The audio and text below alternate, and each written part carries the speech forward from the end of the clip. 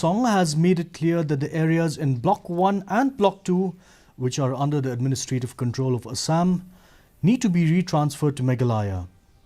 Speaking to reporters after the meeting of the Ri-Bhoi District Regional Committee headed by him on Friday, Tin Song said when it came to Block 1 and 2, questions of differences did not arise as it was purely about transferring back the land to Meghalaya on the basis of Notification 1959. He said that the committee decided to hold the next sitting together with the Assam committee very soon.